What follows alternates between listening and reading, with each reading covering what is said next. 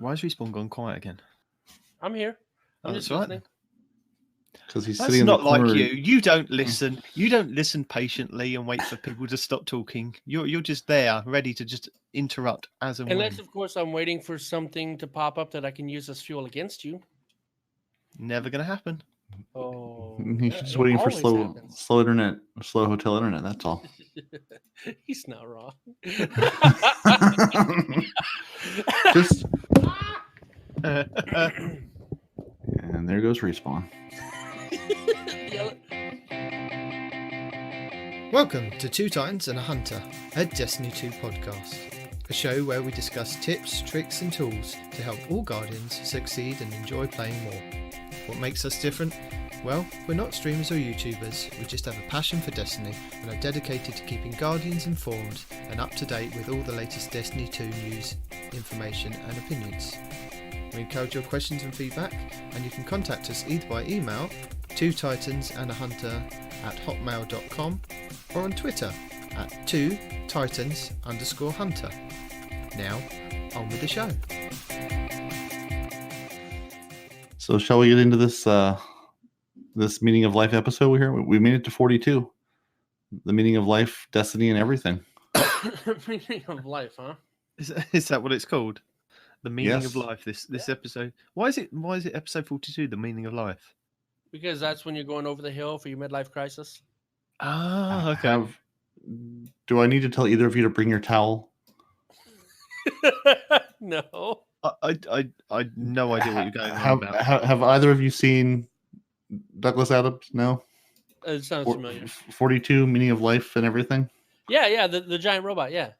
Well, not the giant robot, the giant talking head. The meaning. I have found the meaning of life. What is it? I'm very disappointed. 42. Hitchhiker's Guide to the Galaxy. I know. No. That's what I'm saying. I'm very disappointed because he referred to me as the robot, didn't he? The Alan Rickman robot the other week. Yes. Yeah, so you are the Alan Rickman robot. We've now hit 42, the meaning of life, the universe, and everything. Ah, okay. So does that mean that I have to do my Alan Rickman voice? No, because Alan Rickman doesn't do the meaning of life as 42. It's the giant talking head that does. I'm not sure I can talk to either of you anymore. I think you've lost all the nerd cred I assumed you had. I think I'm very disappointed. Talk to me about Star Wars. I know Star Wars stuff. How did I lose cred? No. You got to explain this to me. Because bringing your towel is also a vital part of that movie. And I know about the towel. Thing. I already said you don't have to tell me to bring the towel. I acknowledge that. And then I moved on to the whole talking head. He thinks Alan Rickman is the one that said the meaning of life is 42. That's not the case. No, it was the giant AI thing. I didn't say that. I just said, so if this is the meaning of life 42, blah, blah, blah, blah, all that rubbish, then do I have to do my Alan Rickman impression for the whole entire show? I mean, I would enjoy it. Yes, you do. Because that would be phenomenal. I will try my best. You do your Alan Rickman impression. I'll do my wife impression, who just talks really deeply like this in a very philosophical way about everything. I suppose I better do an intro for this week then. I suppose you should, yes. It sounds like a you problem there, 19. Hitchhiker's Guide to Destiny 2. Yes. Nice. Hello and welcome to Two Titans and a Hunter. I am your host, Night Demon. I'm joined, and I don't know why he still joins me, by Parody. And we all know why Respawn joins us. Just because. Reasons. Welcome to the show. Well, what's up, everybody? Welcome to the Hitchhiker's Guide to Destiny 2, where we're here to teach you all the things you don't need to know about this game and maybe one or two things that you do. No, we don't teach people, do we? Sure we don't. No. Parody? Welcome back to episode 42 of Two Titans and a Hunter. We're here with Alan Rickman and some guy who screams a lot from Florida. Hello. I'm not from Florida. I live in Florida. In a world where Izanagi's burden may be fixed. So, are you talking about a hotfix 2.6.1.1? I am. We have two hotfix 2.6.1.1. That extra one we believe has fixed the Izanagi's burden. They claim to have fixed an issue causing the forge keys not to count toward the mysterious box quest progression. Players affected by this should find the corresponding objective marked correctly after logging in. Oh. Fixed an issue where the obsidian crystal would not give quest progression. Players affected by this will need to reacquire Black Armory Rare Bounty, then complete and claim it to get another obsidian crystal. Or maybe not. You know, In now that you're Hotfix pretending to be Bife, I'm 2.6.1.1. realizing how close he Point sounds one. to with the pauses to oh my God, Star Trek First Captain. Oh, I'm not helping you. everyone Captain out there is gonna Pike? hate me. No, Captain no. Pike? Well, he was the first Not captain. Jean-Luc. The one You'll before have to that. go back Not farther. TJ Hooker. TJ Hooker. Go on. Close. TJ Hooker. It's close. Oh God. Our power progression has also been changed. The power granted by Pinnacle rewards will be +2 instead of +1, so I hoped you waited until Thursday last week to turn in your Iron Banner bounties to get your additional progressions. Kirk. Ha! Captain Kirk. That's the one. The Season Pass weapons Pluperfect and Temporal Claws now have a chance to drop from Vex Offensive after you have obtained them the first time. They fixed an issue that occasionally caused the weekly Eris challenge not to drop a powerful reward. And there's been a one perk to the sandbox. They have fixed an issue for the Ashes to Assets perk to provide super energy at an unintended level. That means the Telesto should now be back in the game if this perk was indeed fixed. Panoramics will let us know. And that has been your Hotfix 2.6.1.1 What? report for the week. Until we have 1.1.1, where we then fix the same Izanagi's burden again. No, we fixed the Izanagi's burden, but then break another part of the quest. There's a difference, all right? That part is going to get fixed. It's just something else has to be broken first. Your will to obtain the Izanagi's burden has already been broken. That's fair. Holy crap, that is all of them. What? I would not lie to you. You would absolutely lie to me. This week at Bungie for November 7th, 2019. Next week on the roadmap, we have an infamy boost that's going live in Gambit. Hoorah! A new raid challenge will be available for Garden of Salvation. So anybody that cares, there it is. Another one. Oh, and now they're going to go on about buying stuff in the Bungie store. I just want to point this out. I do believe you guys should go to the Bungie store to buy lots of Not things. breaking you apart in any way, shape, or form. Craig is a fan of this level of speech. So from now on, for every single podcast, if you talk like this, Craig will be your friend. Craig will be delighted to have you speak like this the entire time. So, apparently, if you do stuff in the game, you can go and buy stuff with real money. There's a store called the Bungie store. Yeah. There's also an EU version of the Bungie store you can go to buy things if you're in the EU, which won't Is be there? for very long. No. So apparently, they're giving away a Dark Orbit emblem for free, so you don't have to pay any money for it. But you do have to drag your butt through the Infinite Forest and complete the quest. Once you've done that, you can visit bungie.net/rewards to add the free emblem to your collection. It's kind of nice. It's the moon. Yeah. There's also a Braytech Werewolf long sleeve shirt that you have to purchase with real money. So that's not free, is it? Once you've got your werewolf, you can complete the Master Disguise Triumph, then grab the Braytech thingy for 1,000 candy, and then you can claim a reward on the Bungie rewards, and then you can spend the real world money to get the long sleeve t-shirt. Hoorah. I'm sorry. I had to put I just can't stop laughing at this.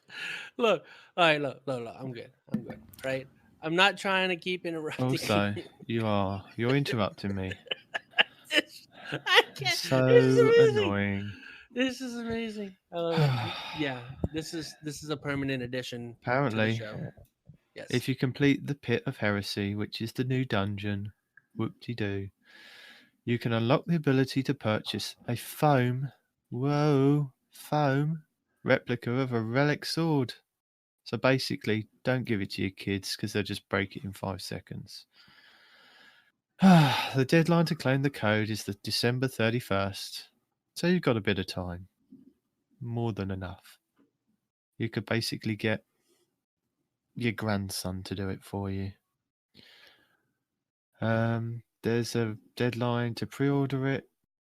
There's Pacific Standard Time, 11:59 on December 31st, which you'll forget because you'll all be out celebrating something else. And if you want to purchase it, there's a Bungie store and a Bungie store EU that you can basically click on. If I can be bothered, I'll put links in the show notes. And that's it from me. I'm too depressed to read on. All right, I guess we'll get to Bife's known issue report for the week. No, you've got the reset timer thing. No, we don't speak about reset timers. Well, let him do that then. Let him do something instead of giggling in a corner. He doesn't know what's going on. He has no idea that the daily and weekly reset times have changed. See, I told you. For Guardians who observe it, daylight savings time hasn't concluded for 2019. It's over. That means that until March 2020, daily and weekly resets now occur at 9 a.m. Pacific Standard Time. Or they don't if you're not in that time zone, or if you don't acknowledge the fact that time changes and you need to save it for the cold winter months to have that extra bit of daylight in the evenings. So you to open up and take out of the box and have some daylight after the sun goes down, because that's how it works. Players in regions who do not recognize daylight savings time will continue to experience resets at 1700 UTC or whatever that is, wherever you are. For more information, look at the Destiny 2 Ritual Reset Guide. And all will become clear to you. All will become clear. Oh, yeah. And now that we've talked about things that were broken that they supposedly fixed, we're going to talk about things that are broken and are still broken. So we've got some known issues. So we have a known issue with the Vex Offensive not currently offering its powerful reward milestone. So if you're looking for that, you're not going to get it. Titans and Momentum Control. You can still only throw one hammer or shield. Didn't realize the shields were broken too. So yeah, don't run those classes if you want to be, any sort of long range anything. Melees only. Only hunt the hunters down with melees. No throwing things at them. The firewalled Haunted Forest cannot be accessed by non-PlayStation Plus or Xbox Live Gold players. So if you don't pay for the subscriptions on those, you have to play with other people. You can't play alone. You need friends. And some universal ornaments may appear to be locked in the collections after they are obtained. They are not. They're actually locked. You don't have them. You obtain them, but you don't actually get them. Just like the Izanaki's burden. For the latest list of issues, there's a known issues thread. Go check that out. If you think you're having problems, go check it out. Report it. See if it's been reported. And yeah, that's what's broken that we're aware of. Please stay tuned for things that are broken that we're not aware of. Like the 999 power achieved in Duel Incarnu defeated by Bagel 4K. But was he really, though? Was he really? He was. Nope. He was. Bagel 4K. Bagel 4K defeated him at 999 power. He did. He did. With the power of Glad. But nothing changed. Do you think he's as depressed as I am now?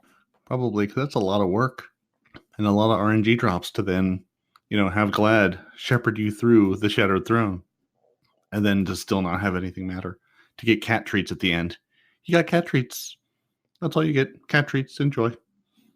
So are you going to tell people about Bungie acknowledging such a feat of all they did was give him kudos. That's it. That's it. They acknowledged it and then put out a bunch of weird tweets. That's all you get. Weird tweets and acknowledgement. So basically, Bungie acknowledged the fact that Bagel 4K had beaten the Shattered Throne. And they say, since the release of Shadowkeep, they've been watching the community climb in power as they've embraced the seasonal artifact to take on the nightmares of the moon. The Gate Lord's Eye, provides not only unique perks for players to earn, but additional power to give Guardians an edge in taking on Pinnacle content. Woohoo! A few among you have been hard on the grind, looking to reach the heights in power that some may have only dreamed of achieving. basically just going in and out of lost sectors over and over and over and over and over again. Apparently, Savathun is ravenous, and they say that last night Bow Eagle 4K was the first to reach power 999. Following the guidance of the lore piece, they've also taken on the Shattered Throne dungeon solo in hopes of breaking the curse of the Dreaming City. And then Savathun keeps interrupting the Bungie thing with all these different things, saying something about truth to lore. We'll link it in the show notes. I can't be bothered to read on any longer. So to our friend Big Ol 4K, this is another gift. Nobody's gonna read that? Really? I'm too depressed. Okay. So you've spent countless hours defending the enemies of the last city, steadily increasing your power to challenge the darkness that is consuming the Dreaming City. Why are you defending the enemies of the last city? That's what it says. Defeating. Ha! No, literacy is a thing. Defeating the enemies of the last city, increasing your power to challenge the darkness that is consuming the Dreaming City. Your strength is my strength. We've been watching alongside the community as you've come to the doorstep of being the first Guardian in Destiny history to have a 4-digit power level. Your victory is my victory. Shut up, Bungie. We are humbled by your dedication. While this may not have broken the curse, we can say, without question, you have become legend. My jaws are wide, and I am waiting. Thank you for playing, and we can't wait to see how high you climb each season. The wait is long, but I'm ceaseless. But apparently, the lore is a lie. My name is Bife has a lore video on this whole page, and why nothing happened. Or has it? Because it's all a lie.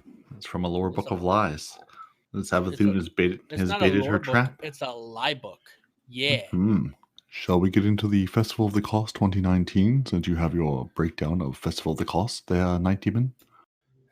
Oh, yes. so Night this Demon. is where By all means, tell us why you don't like it. I was fine. I was absolutely fine with the Eververse and absolutely anything that they were doing. You know, if I wanted to purchase something, I understood the fact that I needed to buy some silver or I needed to earn the bright dust and save up and get that specific item for that season. So yeah, I'll speak normally about this. So but you were doing so well. I know, because I can't really do depressed on this one. Not 100% depressed. Basically, I realised this week with the festival this year that the items that I really want, most of the exotics and things that they're going to cost me real world money to purchase everything that I want to get from the event. And I was talking to the guys this week when I was playing with them, and I'm basically feeling that the bright dust is very, very poor compared to the previous seasons. And considering, like I've been talking, considering I was talking over the last couple of weeks of really stacking my bounties and really pushing my power level on how much I can achieve on my artifact and how far I can get with that, I don't feel that the bright dust economy is as fair as it was or compared to where it has come from before. So, for example, a lot of you might know this, a lot of you might not know this, that originally we used to get bright engrams that dropped ships, sparrows, etc. All the stuff that you're kind of getting now. But when you dismantled those items, you would get, say, 500 bright dust for exotic items. You would get 100 for legendary items. Shaders would be like 10, etc., etc. And you'd also get the possibility of getting small, medium, and large amounts as bright dust bundles. Now, in the season pass, you do get some of those, but you don't get near as much bright dust gifts as you could have got when you were just earning the engrams in the previous seasons. And I understand why they changed it, but I don't think they have changed the bounty system to be comparable to what people used to be able to get with bright dust for just playing the game and getting the engrams to drop. They've also changed how you earn the XP, because you used to be able to do XP on all 3 characters and you'd get like a 2 times buff, wouldn't you, for the first 3 power levels on each character. Now it's just been condensed down to your whole account rather than across the 3 different, rather than individual characters. So they've kind of throttled it. They've throttled it that way with the XP buff that you used to be able to get. As I was saying to the guys, I was quite happy with what was happening in the season in generally. I was able to get the bounties. I was able to get up Bright Dust and save up each week and purchase some of the exotic stuff from Eververse and the stuff that I really wanted. So that was fine. But then Festival of the Lost comes along, and that's completely thrown everything out the window because of everything is kind of heavily weighted towards silver and Bright Dust in the Eververse now. And I went back and looked at the items that were available for 2018, and we got the ephemeral engram to drop, as well as a normal engram for that season to drop. I can't remember what it was, but the ephemeral engrams were specifically Festival of the Lost items. And in those packages, you could literally get most of the item. Well, you could actually get all of the items that were available for Festival of the Lost. But there were only 2 items that you could definitely get from just either the ephemeral engrams or the Bright Dust purchases. And that was the Colonel Chicken Head mask and the Glitterball mask. The rest of the masks were purchased with fragmented souls from the Haunted Forest. So like we've got this year with the Chocolate Strange coins, last year there were 8 masks that you could get. There was the Traveller, Lord Shax, Petra Revenge, Dominus Ghoul, the Jade Rabbit, Will of a Thousands, Scorn, and Emperor Callus. And those you had to do like we did this year with the chocolate coins. You purchased each of those, and then you would then unlock the Triumph, very similar to what we did this year. Once you completed all the Festival of the Lost Triumphs, you got the Dark Prince mask, pretty straightforward to do. And rewarded from the Festival of the Lost quest line, you got the Master Rahul, which is the base one that we now everyone currently has when they go to whatever her name is. Eva Longoria? Yeah, we'll call her Eva Longoria. So when you visit Eva Longoria. So I also went back and looked at a couple of the videos that people had put out there last year on the Bright Dust store for each. There were 3 weeks in that rotation. And an heroic guitar exotic emote was 3,250 Bright Dust. They had the Summoning Dance legendary emote, which was 700 Bright Dust. The exotic ship was 2,000. The exotic sparrow was 2,500.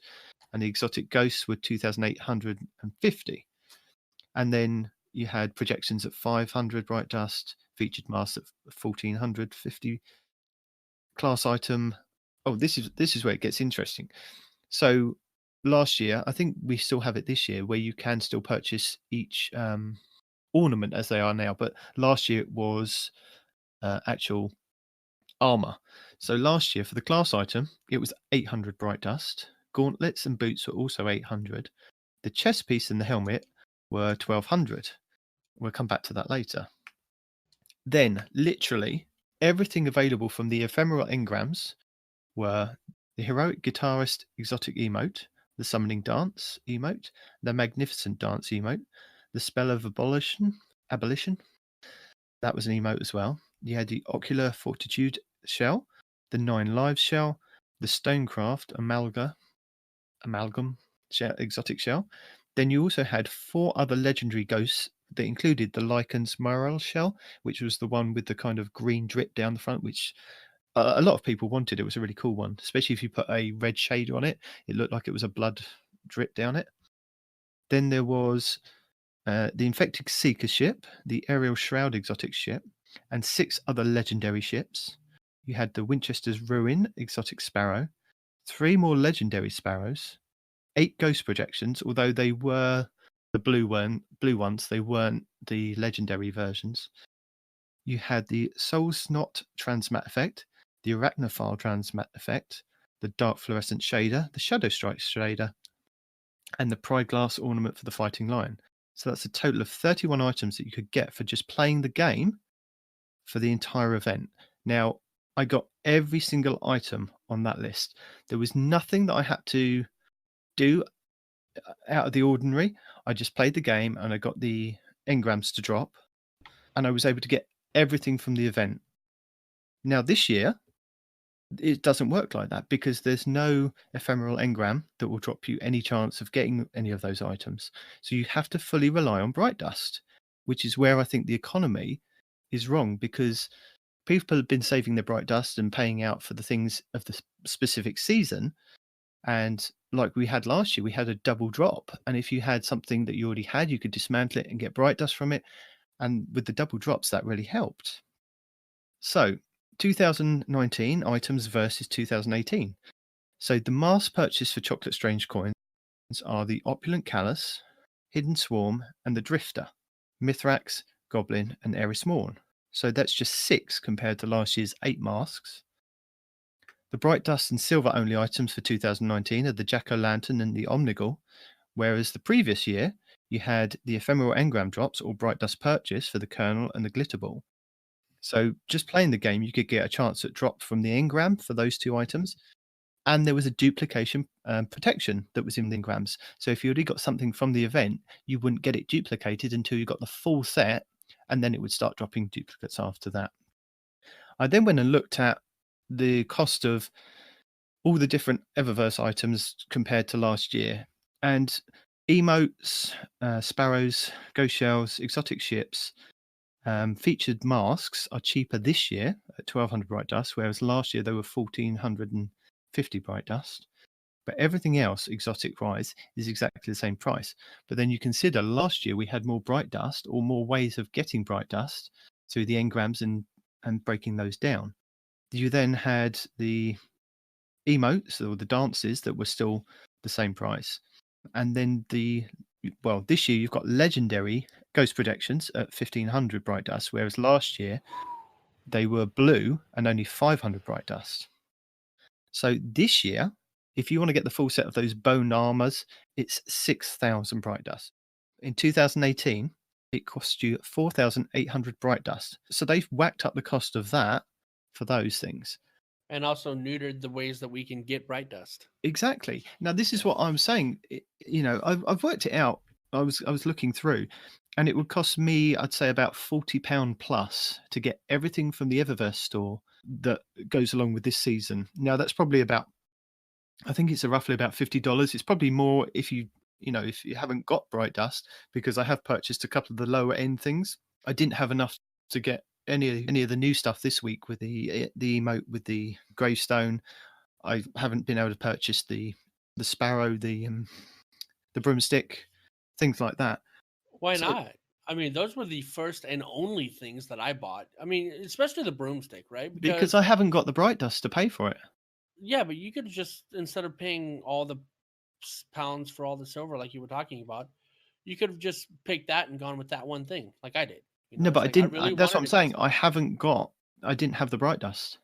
I'm talking silver, dude. Silver. Did I say bright dust? I meant to say silver. But that's what I'm saying. To purchase the stuff that I'd like, so that's the ship, the sparrow, or a couple of sparrows, because you've got the bone one, the emotes and the I think it was just the armor set or the ornament set for my Titan, nothing more. It would come to about £40 plus. Whereas last year I was able to just play the event and just earn the stuff through just playing. Now, Bungie have said that the ornaments that they had created for the Whisper of the Worm, so there's 2 ornaments for that. That was through purchases of that through the Eververse, or they were able to fund the Outbreak Prime mission or the Outbreak Perfected mission. Sure. This year, apart from a few tweaks in the forest, it's pretty much the same. There's less stuff in the Eververse store for you to earn. Like I was saying, there was legendary ships last year. There was legendary sparrows. There was more stuff that you were able to get through just getting the ephemeral engrams, and that was available in the Eververse store than this year. So there seems to be more emphasis on people paying for this. I mean, £40 is more than what it costs for the season pass, or near enough to what it was for the season pass. So that's just for one event. And now we've got Dawning coming up in December. I'm just thinking about the extra cost that it's there. I would have rather have paid more on the season pass to get an increase of possibilities of getting those items while just general playing. And I understand the catch-up mechanic of people that don't play as much and they might want to purchase those items. But I haven't been able to get anything that I wanted or anything from this event. I mean, what do you guys think?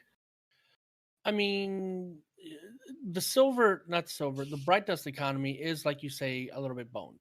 I completely agree, right? But I don't even know if I have a but. I bought what I wanted, and that was the end of it. All I wanted was the broomstick, because last year they gave it to us and then they took it away. No, And that the was fact that in you could Destiny 1, but yeah. Yeah, sorry. Yeah, in Destiny 1, they gave it to us, but then they took it away, and I wanted to keep it. So I went ahead and I ponied up to get that, right? But But did as you far use as, Bright Dust or Silver? I used silver. Okay, but 'Cause why haven't you got enough Bright Dust? I did have enough bright dust. I had like 10,000 something bright dust, and then I bought like two exotic sparrows, and it was gone. Yeah. But Yeah. that's what I'm talking about. Unless you're kind of following the Reddit posts that say this is what's coming up this week, you're not 100% aware of what's coming up in the rotation.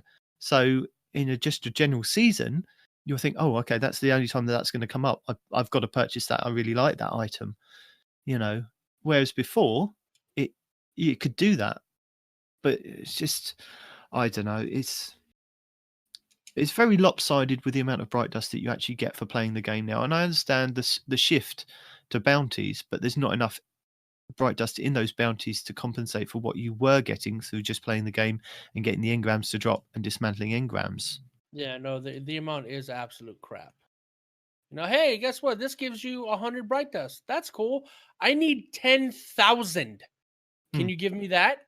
Yeah. I mean, I've been trying to get the 6,000 bright dust to get the full, skeleton armor, and I've been doing those, basically all of, like the additional bounties that each of the well, not each of the vendors, but any vendor who sells additional bounties, those drop for bright dust, but it's 10 bright dust for each of those.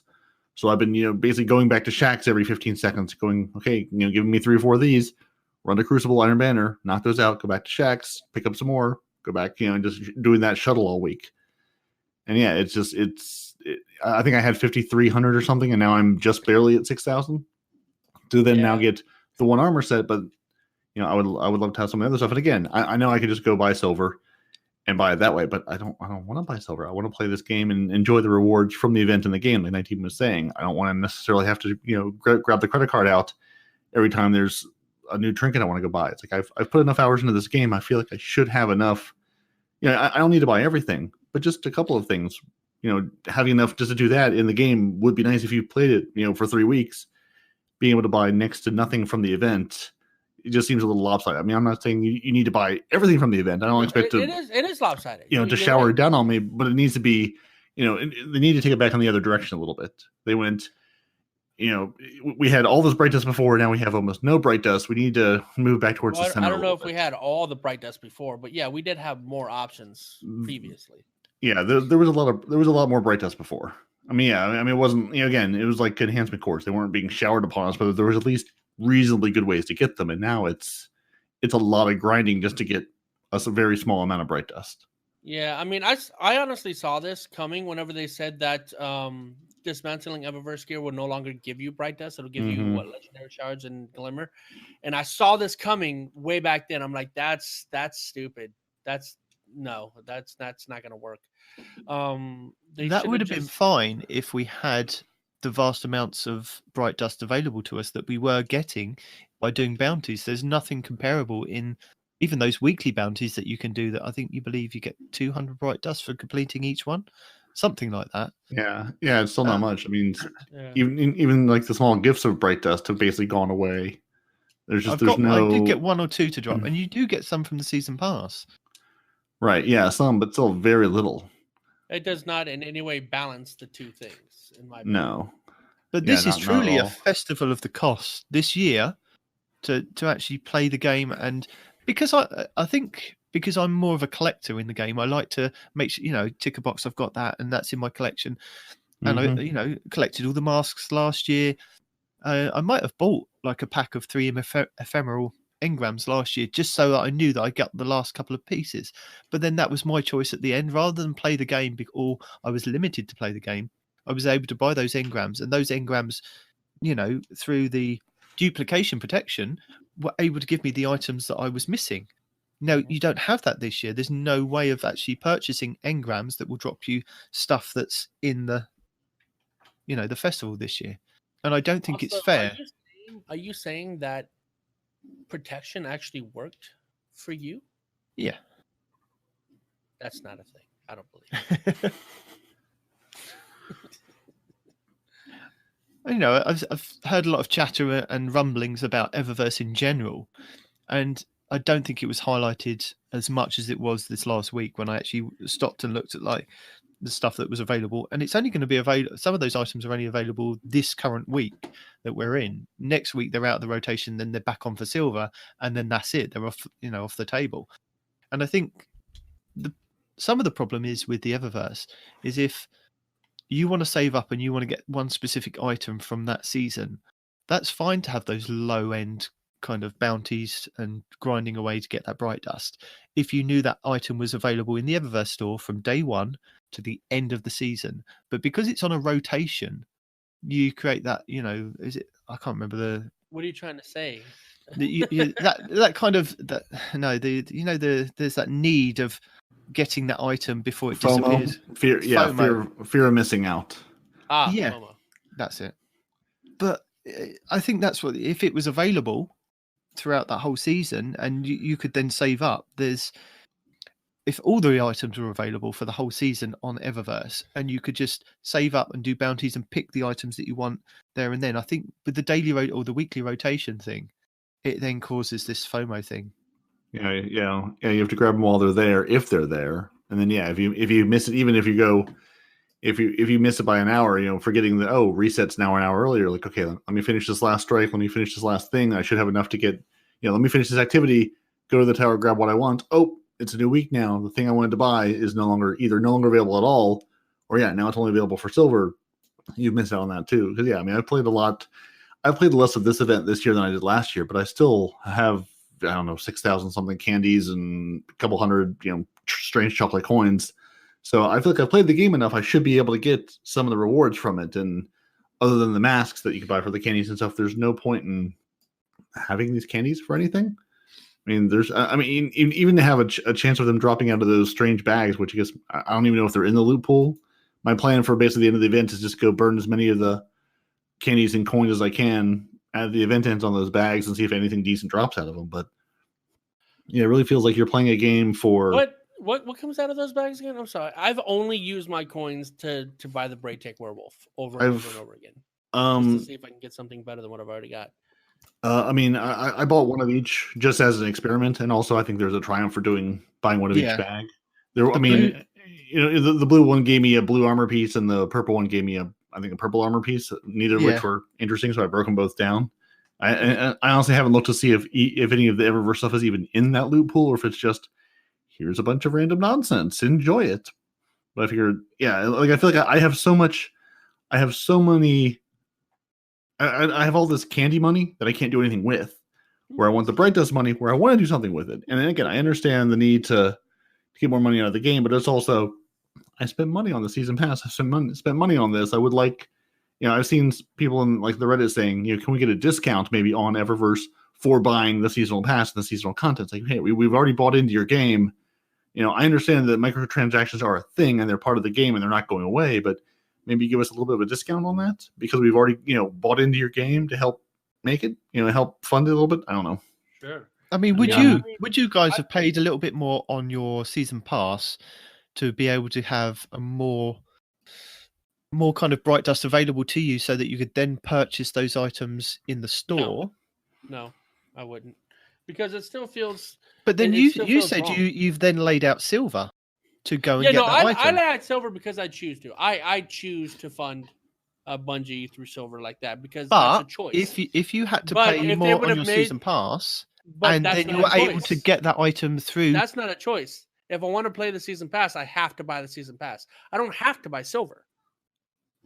Buying silver is a choice. Putting the extra money on the season pass, it's not a choice. They're forcing you to do it if you want to play the season pass. I don't like that. No, but then it would make more stuff available from the Eververse store. I still don't like it.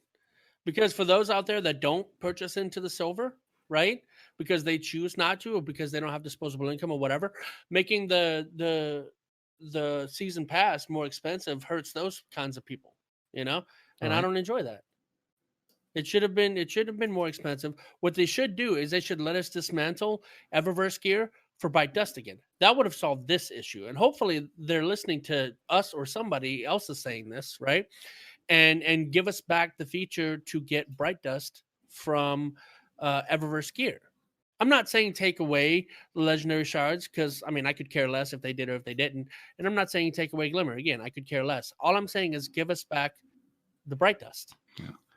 Give us an avenue to earn it from breaking things down, not just from the activities. And if the activities are the only way, then bump the activities. Because even the forest, I was thinking, oh, let me go to Eva Levante, let me pick up her additional forest bounties. Those should drop Bright Dust like the other vendors do. Nope, they drop strange chocolate coins. I don't want any more strange chocolate coins. If there's nothing I can do. I've run the forest so little this year because there's nothing I can get out of it that I care about. I've run enough to get the Winter Wolf. I've run it, just a handful of times. I still haven't gotten to level 7, but I don't think I care. There's nothing there to draw me back to it. I can't even run them for bounties to get anything I care about. It's just I'm doing an activity for candy and strange chocolate coins that I don't want. I wish I could take those to Spider and exchange those for something. Let me give you 1,000 candies for 10 Bright Dust or 100 Bright Dust. Something. 10 seems too low, but let there be some sort of exchange rate in the game where if I'm grinding an activity and I have all of this currency that I don't want to do anything with, there's nothing really to get from it. Let me put it somewhere. Yeah. Or like you even said earlier, just up the Bright Dust you get from the bounties. Because what's the maximum you can get per week from the bounties? Isn't it like 200 or 300, something like that? The most you can get per week. Well, I think it's only Gambit. It depends. How many of those Crucible, isn't it? But then you can pick up the additional ones that give you the 10. Right. But even then, the amount of time and effort you put into the bounties compared to the payoff, for the payoff, is less than what you were doing for grinding XP last season to get the engrams to drop, to get duplicate items or even items you don't want to then dismantle to then get you your Bright Dust. It's not compared. Maybe the thing. What do you guys think? Do you think that maybe the thing that they're missing is the specific engram for the event? Like last year, like I was saying, I got everything from those ephemeral engrams or just playing the game. Yeah, I think that was sort of a weird thing because I've sort of come to expect every time we have an event, there's an engram that goes along with it. Everything last year, everything in the last couple of events is like, okay, here's the event, here's the name of the engram for this event. It'll drop this event this event gear. So at least if you're playing it, you still may not get the thing you want, but you'll get other stuff from it. There's at least an avenue to get those rewards from it. And not even having the engram this time, I'm like, okay, did you run out of time? Was this a purposeful choice? We were just like, no, we want to focus on Eververse as Eververse and trying to get you to buy things. Again, they're all valid reasons to do it. They're not. I don't agree with all of them, but again, it's not my company. I'm not running it. There's all valid reasons to do this. But Eververse is Destiny's version of Big Oil. But it just seems like there should be at least some way. Again, like you were saying, and I don't even want everything out of the game. There's 2 or 3 things I want, and I'm going to have to throw the silver down for it, or just say, I'll just do without and not worry about having my collection. I'm less of a collector. I'm more of I want the things that make me giggle. Putting down gravestones on people is hilarious, and I love it. Don't have that emote yet.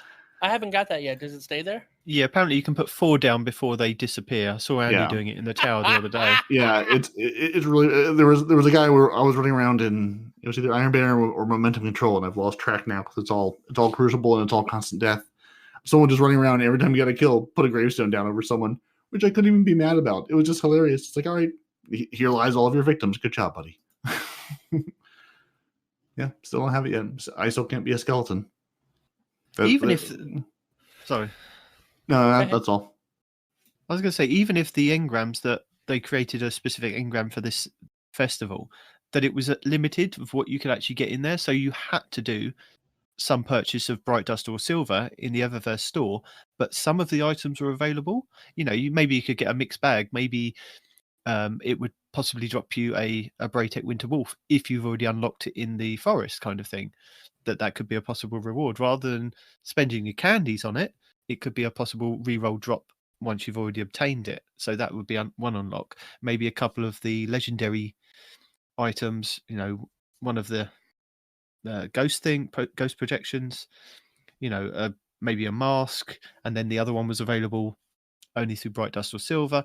Things like that I think would have helped alleviate the issue of there's nothing there, and it's just you either purchase it or you grind your ass off, more than anybody else in the world to get the Bright Dust that you need.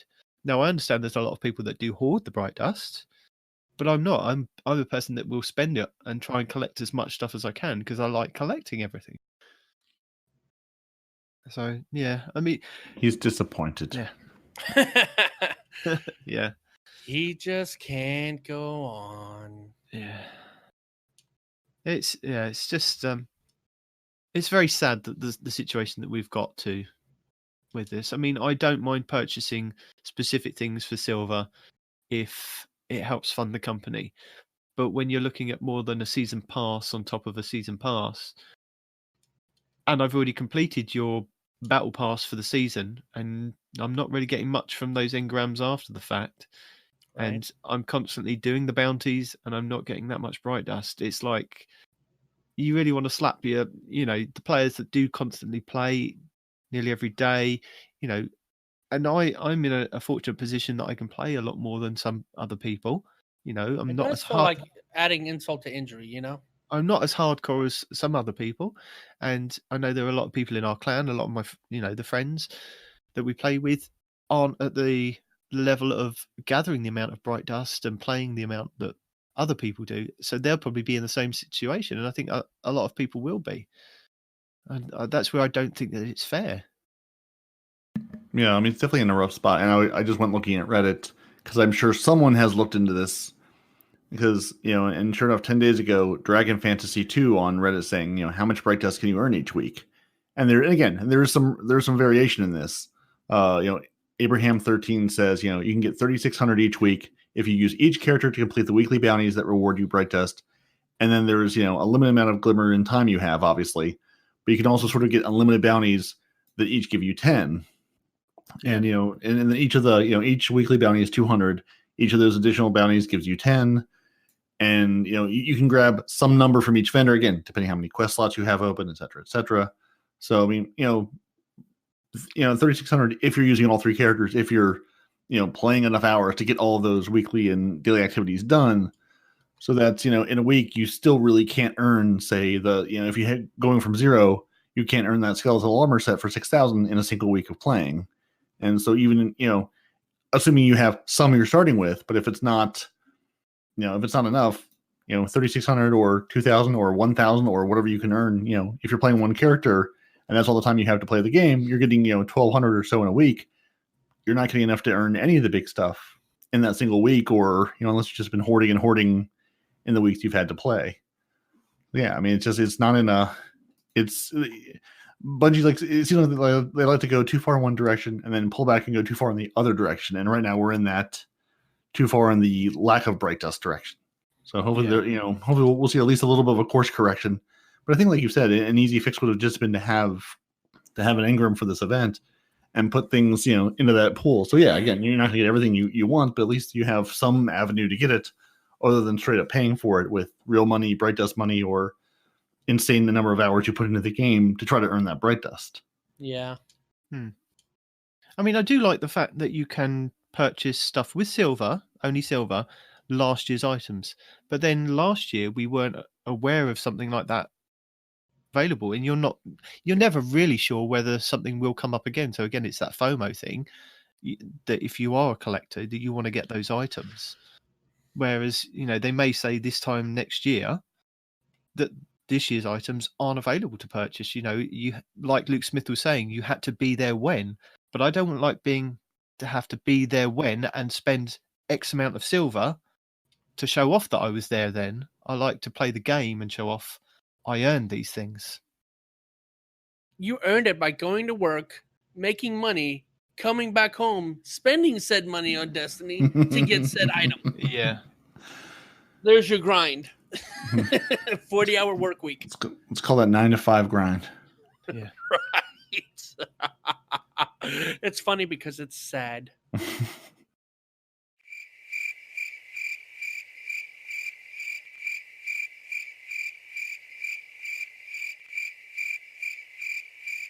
TikTok? Are we all talked out? I don't know if you guys have got anything else to say. I think I've beaten the poor Eververse for this festival to death now. Hopefully the message gets out there. Hopefully somebody listens. Eva if you has taken out the restraining order, and so has Yeah. Tess. They no longer wish to see you anymore. They put the restraining order on you. They're like, no, don't come near me. We're done now. if anybody has any views that they want us to kind of discuss on the podcast, or if they want to highlight their views on this Festival of the Lost Cost, Festival of the Lost Cost, Festival of the Cost Lost. yes, Yes. then let us know, and we'll highlight it on the show in the next couple of weeks. So shall we get into our additional news and information from our good Bungie community members around the internet here? Yeah, as Respawn likes to tell the guys and girls out there the additional news, let's let him go through it. All right. Okay. Cosmo, I will let the. Gonna need to come back to the close. microphone, buddy. Come close to the microphone. Lassie, find Respawn. He's down in the well. Bring him back from the well. Back to the right. microphone. Cosmo said this. I will let the team know so they can consider changing up the stat rolls on Pinnacle Armor in the future. That is a Reddit link.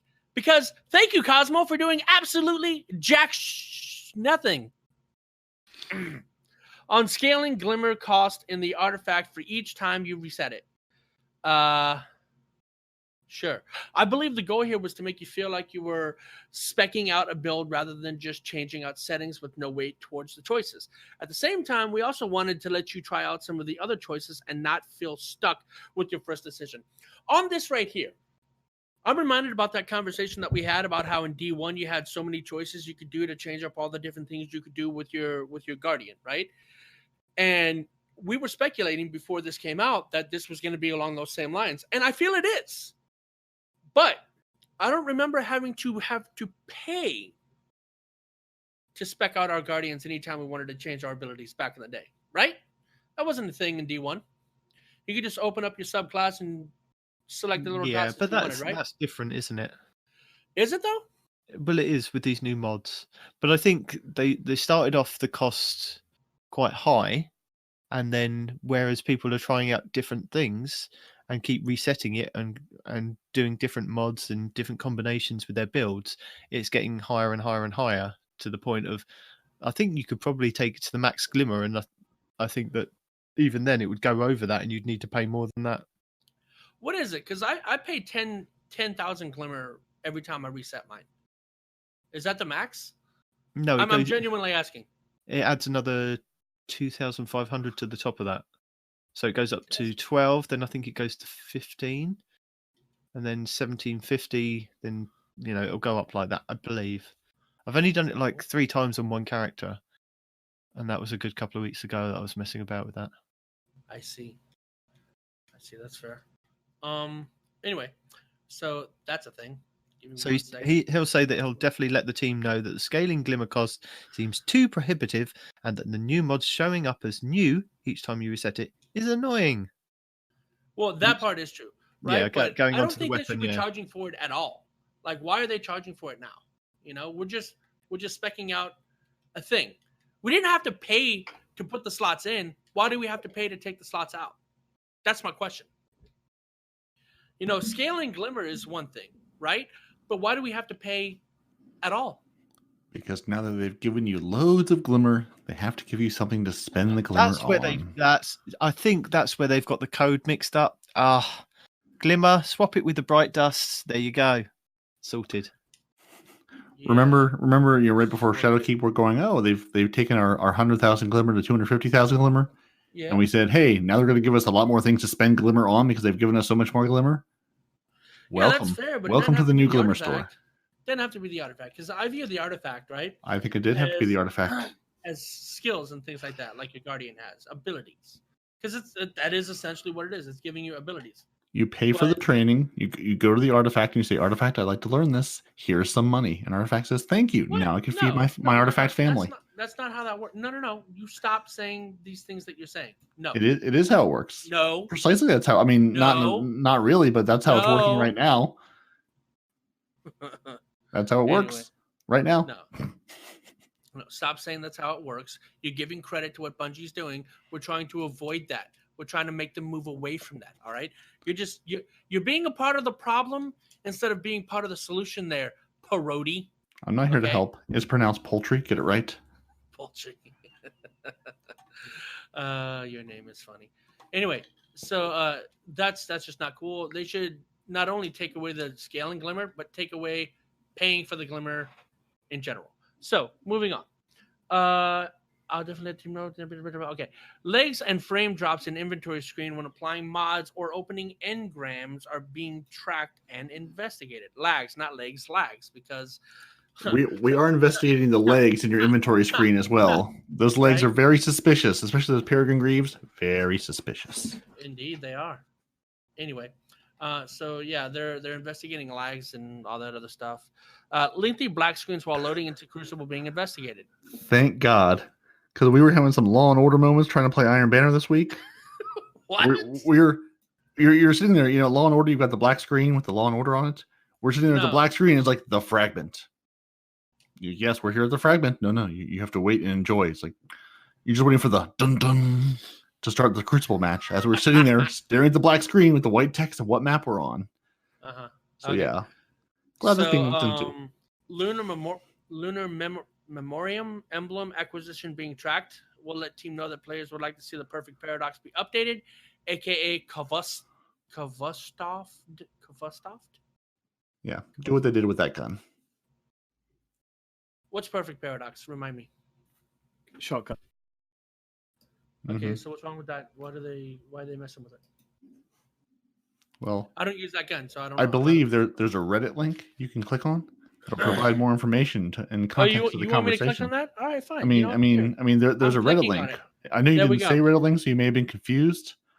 But basically, the perfect paradox is a shotgun that you earned in Destiny 2 Year 1, so it's stuck in the old version of weapons.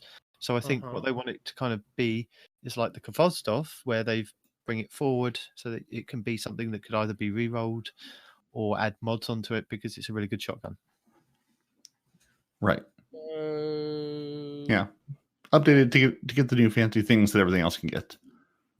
Sounds fair. All right. Moving on. Eververse feedback we've already talked about. You can skip that since I know you love skipping things. DMG. Team is aware that the bounty... Too far. Too far. Come back. Triumph for soloing the pit. Oh, I thought you might skip that whole section. My bad. All right. Triumph for soloing the pit when you don't complete it in one go. Not unlocking is being looked at. So not only do you die when you move from area to area, you also don't get the triumph for when you do successfully complete it. So basically just skip the pit right now if you're going for good things. Wait till they sort all those things out. Then do the pit. Just complete it right now. They're keeping an eye on feedback regarding momentum control and will consider keeping it in the rotation of the future. Yes! Do it. Okay. Do it. That game mode is phenomenal. Keep it in. I don't care what the YouTubers say. The YouTubers are all a bunch of retards that get paid money to play video games. Forget those guys. Keep it in the game. We found something Respawn likes, and really just on that rare event alone, that should be reason enough to keep it in the game.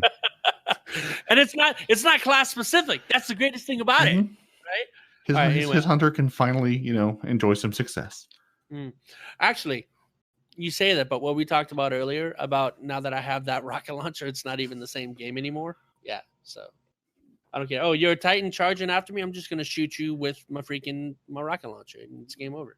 So all I had to do was grind until my eyes fell out to get one specific weapon in the game to equalize the playing field against Titans. That's all. So is this where I tell you it's a grenade launcher called the Mountaintop, not a rocket launcher? No, that is a rocket launcher. I don't care what you call it. I don't care what the game calls it. It is a one-shot handheld mini rocket launcher. Okay, that's it. So it's sort of like the Jade Rabbit, the one-shot. I'm going to snipe you from across the map sniper rifle scout gun. We'll go with that. Whatever you say. It looks like there are 2 trending topics with this feedback right now. I'll make sure to let the team know that the Iron Banana freelance mode is something that the community would like to see added in the future. Thanks. Is it bad that we've called it Iron Banana so much that even when I read Iron Banana, my brain automatically translates it to Iron Banana? Yes. Yes. Okay. We'll go with that. Yes is always the right answer. DMG, team is aware of bounty No, arsenal. you've missed tricks. Cosmo again. You skipped Where the do you see important Cosmo? you skipped the important Houndish Picture. update. You want me to read the little screenshot right there? There's a All right, picture. that's fine. It's from Houndish Demon. Okay. It's from Demon's alter ego. You can't skip that. 23, Bungie community manager. We don't have any new info for you on either of these topics. The team is aware of the feedback for trials to return and for either factions to return permanently, like in D1, some form of faction rallies to return, or for faction gear to return. At least that's the feedback I've been seeing. Let me know if you have any different suggestions. We'll let you know if we have anything new to share in the future. I just want to be able to shout my renown again and have people know what I'm saying. That's all. Now can I say DMG? Yes, you can get to Are you DMG sure? now. Now you can Are be at you DMG. sure? Okay. Damage. Team is aware that the bounty arsenal of tricks is disproportionate to the other Iron Banner bounties. A change for the future is being looked at. Won't ship this season. That's the ability kills one that all the hunters are complaining about because they can't get ability kills. Which I'm not calling out hunters, as an insult to hunters, but it's a hunter saying, particularly, this is rough for us because you're not getting, you don't have a shoulder charge. You're not having a good way to get ability kills because your melees are garbage and everyone's grenades are garbage. That's all. All right, so we're going to stop here for a second. For all those that are having a problem, We're so close. No. We're so close. We're so close. No, because I can hunters have. I can taste the end. Go tell the people in Reddit who are screaming about how this is impossible for hunters. Shut up! Let me. You're making this longer. I'm going to say this. I know. Let me say this. Whether it stays in the show, it's about me another saying thing. No. this is going to happen. Stop fighting it. All right. Now, what I'm saying is we've got a link previously to an infinite grenade build for hunters, right? For the Arc Strider Hunter.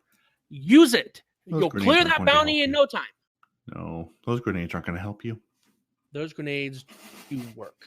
I don't care what you say. They do mad work. Anyway, Crucible Labs elimination feedback threads can be found here. It's a blue word, says here. Come look it up. One-Eyed Mask will be tuned in a future update. You keep saying that. You haven't done it. We talked last week about when they tried to tune it, what happened. So, again, they're still working on it. We're currently monitoring responses to the +2 change to Pinnacle drops. If we were to make all Prime Ingram's Pinnacle level, I feel feedback would quickly turn into Pinnacles feeling meaningless. Players would get through the 950, 960 level track pretty fast. That said, I'll make sure we get feedback to the team over Prime Ingram's losing value when you hit 950. I had a thought. Well, hang on to that. Saying that, with those Prime Engrams dropping and exotics dropping, once you start going through those different barriers of 951 and 952, which I found this week with turning in those bounties, I'm at 952, getting 953 in certain things. The Prime Engrams and your weekly Engrams will scale to that as well. So that's quite interesting. So when you get to if you do get to 960, those weeklies and those primes and those exotics will all drop at 960, which is making those things relevant again to go off and do all your milestones, because everything will then drop at 960, because then you can then infuse everything up to 960. But then we've only got about 3 or 4 weeks left of the season, so yeah. And then you can be at 960, and then the game is still the game you're playing. So, Yes. Right. So you're on the next picture of DMG's message from the forums. Yes, I am. Yeah. Well, hey all, I get that. Hold on, it's small. I'll get this onto the list of Crucible feedback. This has been requested by players frequently. I do not know when this could be prioritized, as it could require some intensive work on the back end to implement.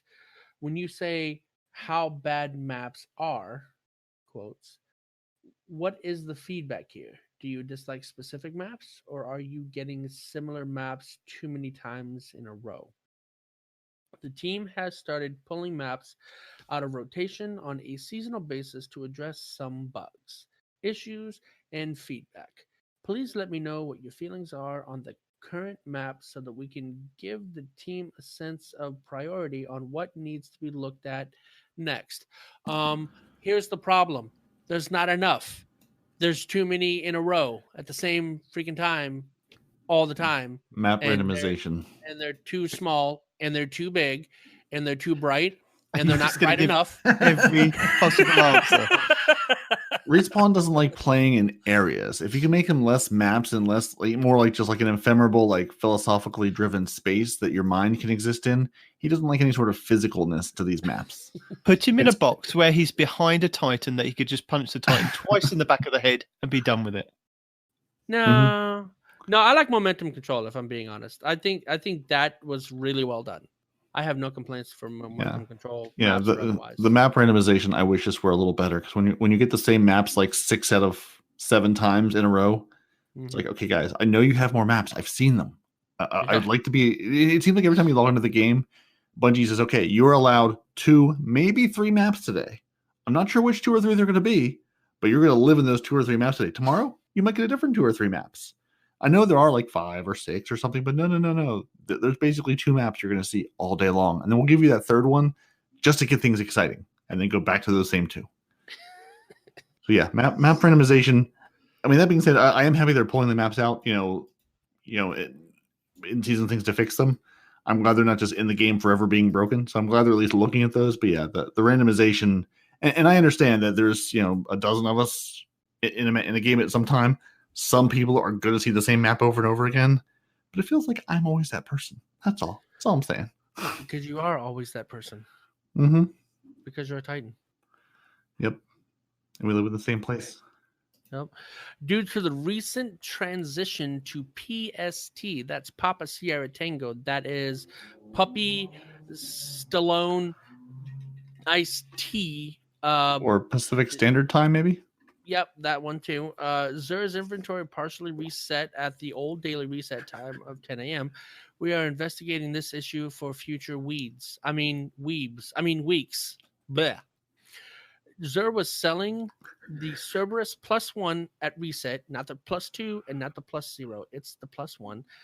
And it is now the Risk Runner. So really, you could potentially pick up, if you're missing some exotics, you could get 2 each week from Xur if you get there right at reset, and then wait an hour, and then get a different one at reset, and then buy your faded engram. So there you go. It's not a bug; it's a feature. Yes, Xur's inventory has increased. Raid challenges. No,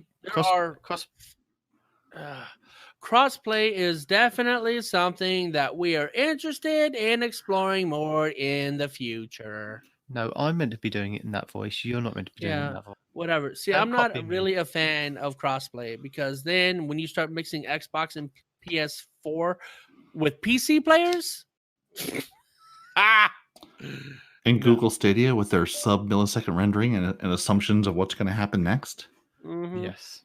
Yeah. So Which I'm fascinated to see where all of that actually plays out once that becomes live. Unless you could do PvE crossplay, but limit PvP to same consoles. Yeah, which seems like the perfect world. I'm really curious to see how this plays out, because I think console to console, fine. Console to PC, with the different field of view, like we've talked about in past weeks, having the different field of view, everything else being the same, or if you are playing with console players, then you have to play with the same constraints the console folks have for field of view and things. Granted, it's still not going to level the playing field completely. No, with that mouse and keyboard advantage, PvE fine, PvP not the same game at all. No, it's not. And you're just gonna get. I mean, you know how how Rick Cactus's punk ass the other day was talking about, oh, I miss just being able to stomp on kids and this and that and the other. That guy's going to get a wet dream when it comes to mixing PC and console. Don't give it to him. Just don't give him the satisfaction. All right. Raid challenges. There are 4 raid challenges for the Garden of Salvation raid and challenge 1 week. Wait. Ugh. It's my turn to forget how to read. There are 4 raid challenges for the Garden of Salvation raid and challenge. One went live this week, and we have another one dropping next week. Here's a list of all the challenges. Number 1, leftovers. Complete the Staying Alive challenge. Number 2, a link to the chain. Complete a link to the chain. Well, that doesn't tell you what to do at all. No, but Handy Fallout Plays has got a Garden of Salvation challenge guide for the first one, which was this week's, which I believe is the leftovers, completing the Staying Alive challenge, where you have to destroy only the main, I think it's the Cyclopses, as you go through the first encounter. So you can destroy the first Cyclops in the second room, but the 2 that spawn back outside you can't destroy, and it goes on like that.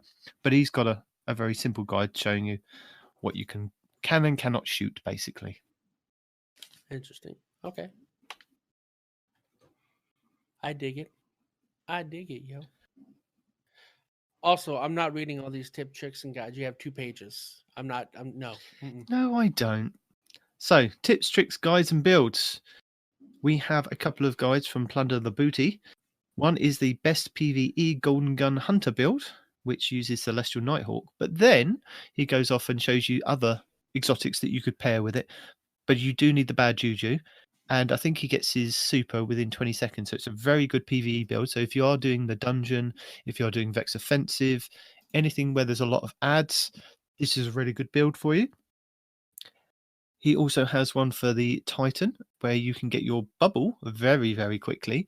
And that, again, is using Doomfang Pauldrons and using melees and using not necessarily any kind of exotic weapons. I mean, I think he was using the Duke, which is a hand cannon, getting a melee, getting a couple of shots, and then he was building up his super very, very quickly.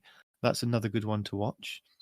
MTash has an overpowered Thundercoil Warlock build for PvP.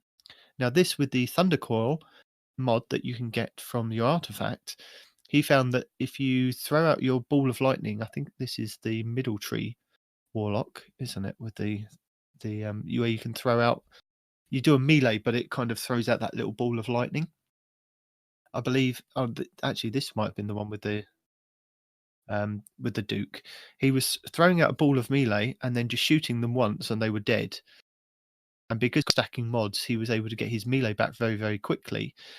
And he shows you in PvE how he's kind of destroying literally everybody he's come in contact with. So it's a really good build. Also, MTash has a God Rolled in Your Vault video where he goes over some of the Destiny 2 Year 2 armor that may have not kind of converted over correctly. Some of the stat rolls on the armor that you may have in your vault, especially the exotics, could be heavily weighted towards one thing. And I believe that he was showing that on one of his screens that he had like 30 mobility.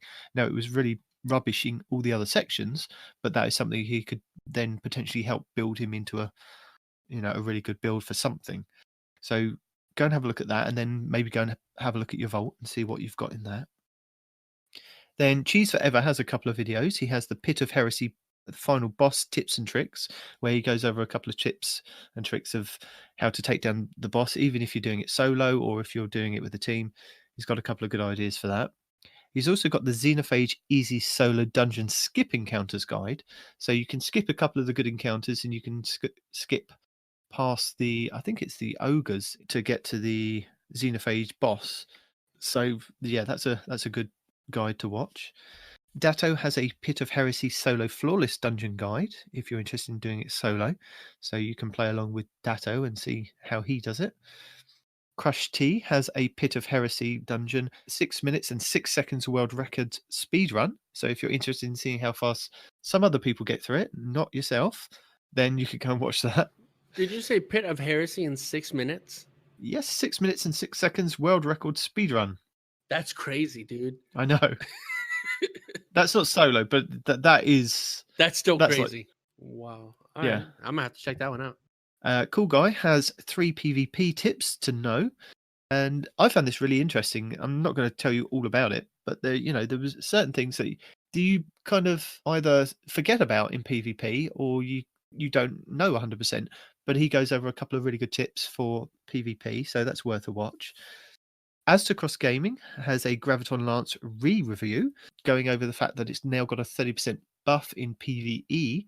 So again, that's a very good one for clearing ads and using it on a Warlock with the Nezarec Sin. He points out that, it's one of those items, because it's void, you can get your super back very, very quickly with that build. Fallout Plays has an Apostate Sniper God Roll guide, one that you can get from, what's it called? The thing on the moon with the things at the back, outside the thing on the moon with the things in the back, right outside the thing, to the left of the other thing, but behind that one thing that we never talk about. Outside the keep, or whatever whatever it is. Yes. Well, yeah. What's it? Altars. That's it. The altars of. Is it Altars of Sorrow? I was just waiting, man. Yeah. There you go. So this is the sniper that you can get from the Altars of Sorrow. So if you get it on a specific day, you could farm it. And he goes over a God Roll guide for that. And he points out how it compares to some of the other top PvP snipers. So Azrakos has a weapons that grew stronger in Shadowkeep, and he goes over several weapons that may have flown under your radar. A couple of them have been quite prevalent in Iron Banner in the last week. I mean, I've run into a couple of people running Thorn, which has been a surprise. And like he's pointed out with a couple of other weapons over the last couple of weeks. But it's worth a watch because it may be something that you have in your collection that you thought, this is rubbish, but it's come back into the meta. Then Cheese Forever points out that there's a Xenophage Max Heavy Ammo Gambit and PvE exploit that you can get. So that's worth going to watch, see how you can do that. Glitch Tutorials, this is one for you, Respawn, shows you how to ride your Sparrow upside down. There's a glitch for that, apparently. So you try doing that on your broom. And herein ends our tips, tricks, and guides for this week. Woot woot. Indeed. There was actually one more I wanted to add that, because I actually watched YouTube this week, surprisingly enough. Ascendant Nomad has 5 tricks to master your momentum control. So if you are walking the momentum control and you're having problems, he has a couple of tips of just being a little more successful on that. So we'll add that to the list as well. And it basically it involves moving around and not getting your face shot off, which is really good advice for any sort of competitive gameplay. Right. So a lot of these tips, sort of if you master things in momentum control, you may have some more success in competitive and things like that, because it's more or less the same kind of tips of just how you engage encounters and, more importantly, disengage from encounters. Yeah.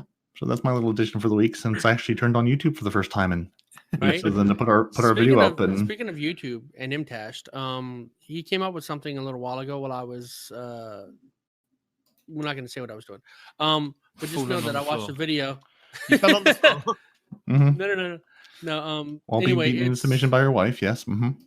If you run a well, right, and you have Empowering Rift, or you're running Middle Tree Solar Warlock, With the Arbalest, yeah. Yep. One shot body shot every time, no matter how much resilience they have. One shot body shot. So would you it's like not to really a put that on the list build? this week? It's just fun. So go to YouTube, search Imtashed, I'll find and the then link. Find the link for. I'll find the link. I did watch it, so I know what he's talking about. So yeah, I can put that on the links. So I mean, Very good, it's gentlemen. not technically build, but it is a tip and or trick. And But I think he pointed out he'd made a video earlier in the week, hadn't he? That he was like, "WTF? What is this gun?" Yeah, it's still a really bad gun. Funny. But then he's gone on to make mind. sort of changed his mind. He said it was a bad gun. So yeah, it's quite interesting. If people can murder anybody with a misfit, anything is possible. Right? No, but this wasn't momentum control. This was straight up Iron Banner. Yeah. Even better. Yeah, that's why I had to include it. So this week, I'd like to give a couple of shout outs to our new followers on Podbean. Here we go with the names. Please excuse me if I get it wrong. Don't excuse him. Don't Yell at him. excuse him. Send him hate mail. So we have VVD7PX, leader of the fleet, Wayne.Lee, number 1. We have Bruce Lee. I'm not sure if it's the right Bruce Lee, but it's Bruce Lee. PBG Is there ever really a right? 50956B, SJD Waylander 390, Bobby, and Mac_Hein. So those are all the people on Podbean that have decided to follow us. Thank you. Thank you. And our YouTube channel has made it to 42 followers as we fit episode 42. So I like to appreciate 42 as a number, and all 42 of you marvelous human beings have decided to watch our stupid video each week. Thank you. Thank you for giving me a reason to continue to put those stupid things up and to make fun of Respawn. Please watch last week's Defined Respawn saying we never talk about Iron Banner as he's talking about I keep telling Iron you Banner. guys that was edited after the fact. Stop trying to slander my name. How do we edit your voice to say Iron Banner stuff? I don't know. If you haven't You're said the it. geniuses here. You know what? That's giving you way too much credit. The tip is Respawn isn't actually here this week. We've actually synthesized him into an AI because really it's so simple. We don't even need Respawn here. We just have him, try to read things poorly in his voice and then scream about things at random and then bring up things that he's talked about 2 weeks ago. Excuse me. So we've made him an AI. Random. You're right. Nothing about you is random. It's all very pre-programmed. Thank you for being a good quality AI. Wait, what? No, we have Craig Bot and we have Respawn Bot. No, I need you to stand by. Hold the freak up for a second. I knew you were going to say that too. All this is pre-programmed. The only winning move is not to play. No. I'm real. I'm alive. I am a human being. You're not a real boy. I'm sorry. I am a real boy. I am not made out of. We can see the strings on you. You're not a real boy. No, I do not have strings. That's what we want you to say. Stop. I'm real. I have thoughts and a feeling. Wait, hold on. Feelings, plural, right? Yeah. Feelings and emotions, I think. Yeah. No, you don't. Sure, I don't. I mean, No. I do. Confirmed. So with that, I'd like to thank Jamathan Hacker for subbing to our YouTube channel and to Jackson Mears discussing with Parody his gameplay in the YouTube videos.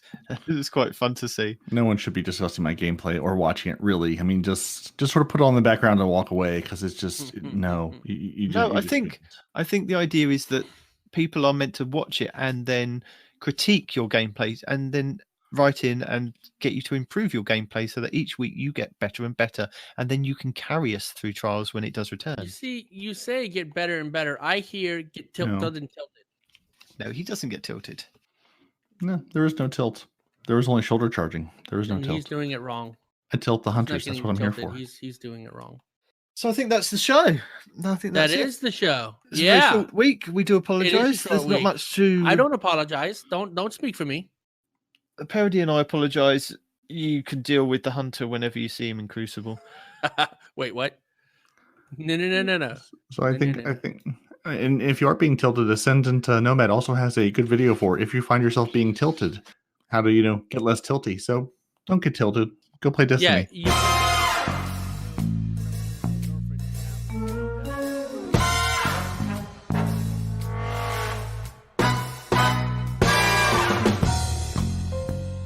Get yourself the boyfriend pillow. It'll hold you at night as you're crying yourself to sleep, running away from the Titans one charging you with their one-eye masks. And with that, thank you for joining us. Your Titans are Parody and Night Demon. Your Hunter is no one responds in real life. You can email the show at 2titansandahunter@hotmail.com. You can find the show on Twitter at 2titans_hunter. That's the number 2, and the email address is TWO2 because we love consistency. You can find the show on Facebook or Instagram. Find us, yell at us, send us your beautiful things. You can join the Frozen Clan at join.frozen.party. That's Frozen with a 0. You can find your favorite Guardian on Xbox Live or PC. You can watch the show on YouTube. You can critique my gameplay on YouTube. You can listen to the show on Apple Podcasts, Google Play, Spotify, and everywhere. And I do mean everywhere. Fine podcasts are available. And even some places where they're not. Dun, dun, dun. And with that, there is one robot, one fake British man, and one AI signing off. Say goodbye, robot. Till next time, minions. Goodbye.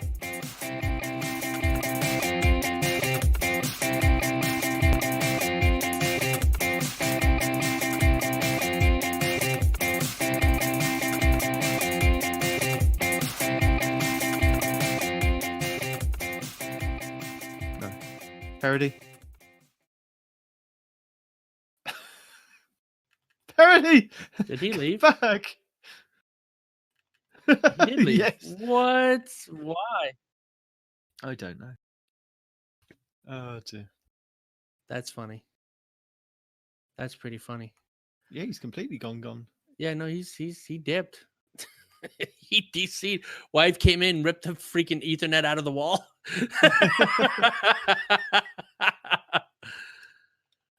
I don't know what Oh you're talking my. about.